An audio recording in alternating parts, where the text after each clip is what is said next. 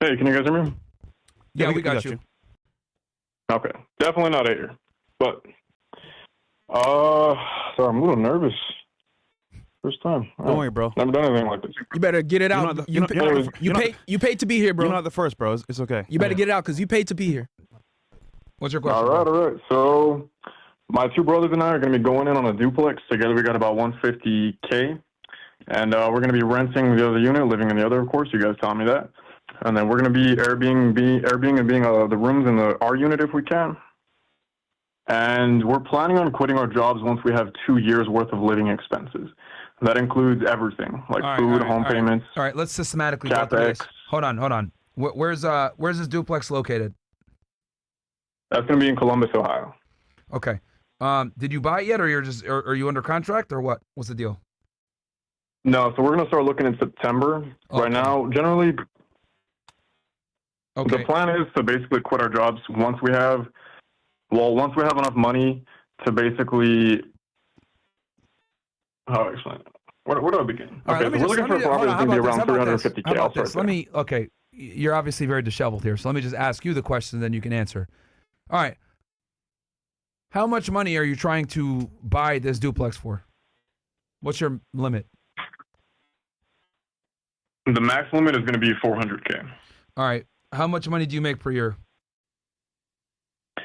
I make about 75. How much does your brother make? They're going to be making, right now they make about, let's see, it's $750 a week, so. $750. They make a minimum of $40,000 after taxes, but they could get a lot of overtime. It's one of those type of jobs, so it could be like between $40,000 to $50,000. All right. So roughly, you guys make around $120,000 all in together, $100,000 to $130,000, depending on whatever may be going on. Okay. And you want to buy a duplex in Ohio, and you said duplexes go for $400K in Ohio? It's a little expensive for Ohio, eh? For what we're looking for. You know, one's my little brother, he's 18, so I want to make sure we're in a safe neighborhood too. Okay, so and it's and I'm assuming you're looking to get like at least a 2-2 in each side, right? Correct. And I'm assuming you want to go ahead and use the FHA loan to procure this house? That's what I wanted to ask. So we do have all options. We can do conventional, we can do FHA. I also have the VA home loan as an option. Okay, so but you guys don't intend to buy it as investors, right? You guys are planning to live in it for the year. Yes, minimum. Okay, and then so you're gonna put your 3.5% down, and then you plan to rent the other side. If you recommend 3.5%, that's what I was debating. So obviously the 20% is 20% you buy as an investor. Say again? So if you buy as an investor, you're gonna need to put 20 to 25% in. Correct, yeah, and that waives the PMI, obviously, and then but also that's what I want to get your input, because with the VA home loan, I could put 0% down and waive the PMI, or conventional, I could just completely go 20%, lower the monthly payment, and avoid PMI. And the thing that we're trying to do though is stack up our cash until we have 2 years worth of living expenses, including the home payment, including taxes and insurance, and all of our yearly expenses, so we can focus on online businesses. So here's a problem, right? You don't even have a house in mind yet. So every house varies wildly. Each deal varies wildly. And the numbers vary wildly, right? Because when you do find the house, then you're going to get a lender, then you're going to get an interest rate, and that's going to dictate whether you proceed on a deal or not. Now, here's the thing. I'm just going to be honest with you.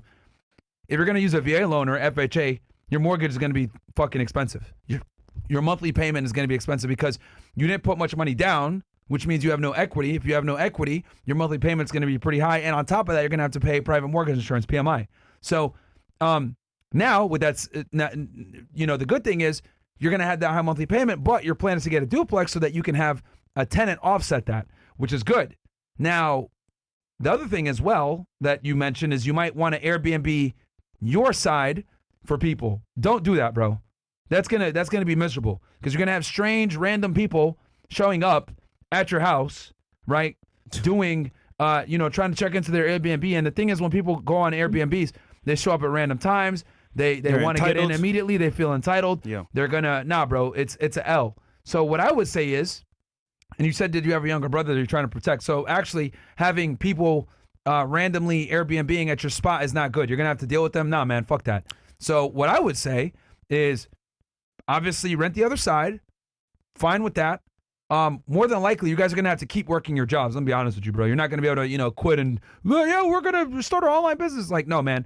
Work your regular jobs because more than likely you're either going to be paying some level still for your mortgage or you might even be maybe break even or maybe even be positive. But more than likely, if you have just one tenant and a duplex and you're using a VA loan or a FHA loan where you're only putting 0% to 5% down, you're not going to have equity. If you don't have equity, your monthly payment's going to be high, and that's going to be offset by your tenant. But you guys are still going to have to probably pay something. But there's nothing wrong with that because you're building equity in the house, you're getting the asset, and you're you're living for significantly less. But this whole thing of, we're going to, quit our jobs and start online businesses or whatever, I would say don't quit your jobs. Work your jobs until you have some decent equity in the home, and then start your side businesses as you do your regular jobs and kind of go from there. But this is all very general advice, bro, because you don't even have like a deal lined up, like where you're looking at where you can even run numbers. So I'm just saying, generally speaking, based on what you're telling me, based on what you're willing to spend, and based on the fact that you intend to use these loans that are going to, make it where you don't have to put much down, your monthly payment is going to be expensive. So I don't suggest you quit your job and rely on some online business because you're not going to be living for free. You're probably going to be living for a significantly reduced price, but it ain't going to be for free. And keep in mind, you're going to have to, since you guys are on the property, your tenants are going to be more annoying and ask for more fixes. That's something else that you need to know. Oh, yo, can you fix this? It's going to happen. And you're going to have repairs and all this other shit. Like, it's going to cost you money on that end too. So just keep in mind that these are all the things that are going to come into play with you being a landlord. Okay. I don't know too much about fixing homes. Speaking of that factor, do you have any sources that you recommend when it comes to learning about general shit like how to fix get a handyman, toilets? Get a handyman and have him on speed dial, bro. That's the best way to do it. Have a handyman that could do a bunch of different shit. Have them on speed dial so you don't got to deal with that shit. I would suggest also when you do procure this house, don't let your neighbors know that you're the landlord. They might figure it out though, and just have that. But you got to get a deal in place, bro, and see if the numbers work. Because the thing with real estate is any deal can work if the numbers work, but you got to be able to underwrite the deal and find the deal in the first place. But I'm just telling you, knowing that you're only putting 3.5% to no money down, you're gonna have a sky high mortgage. Fresh could talk about that more.